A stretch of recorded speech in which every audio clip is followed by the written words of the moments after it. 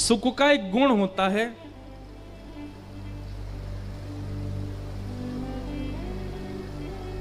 वो कितने भी नीरस फल में अपना मुख लगा दे उसको मीठा कर देता है। ये तोते का एक स्वभाव होता है। वक्ता का भी यही स्वरूप होना चाहिए। वो कैसी भी सभा में पहुंचे, कैसे भी व्यक्ति के सामने जावे, चाहे वो भक्त हो, चाहे वो अभक्त हो, चाहे वो कैसी भी स्थिति का क्यों ना हो, अपनी उपस्थिति से, अपनी वाणी से उसके चित्त में प्रेम रस को घोल देवे। ये शुकाचार्य जी, इसलिए भागवत के प्रमुख वक्ता के रूप में श्री सुखदेव जी को चुना गया, ताकि वक्ता इनको देख करके यह सीखता रहे कि मेरी वाणी, मेरे वाक्य, मेरे शब्द, इतने सारे जीवात्मा जो बैठे हैं, इन सबके चित्त में प्रेम को प्रकट करें। अगर प्रेम प्रकट नहीं होता है,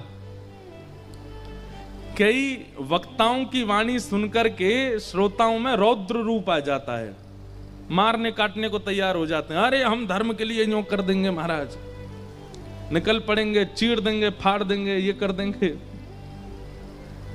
कई लोगों में आक्रोश आता, वो भी आवश्यक है, कुछ लोगों में वो भी होना चाहिए, किसी की निंदा नहीं।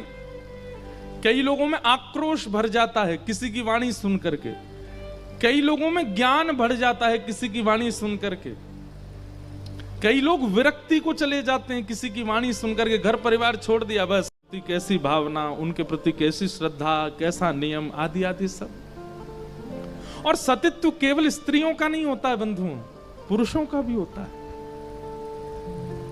एक पत्नी प्रति पति भी होते हैं। और एक बात आपको बता दें, मैं कितनी बार कथाओं में कह चुका, इंटरव्यूज में कह चुका हूं, दुनिया में सबसे बड़ा व्रत यदि कोई है तो वो एक ही है। क्या?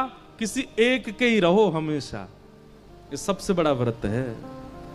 अपनी बुद्धि में, अपने नेत्रों में, अपने मन में किसी अन्य का विचार भी ना आना, एक के ही सदा रहना। इससे बड़ा व्रत ना तो सोमवार का है, ना तो प्रदोष का है, और ना एकादशी का है। ये सबसे बड़ा व्रत है, पत्नी व्रत, पति व्रत।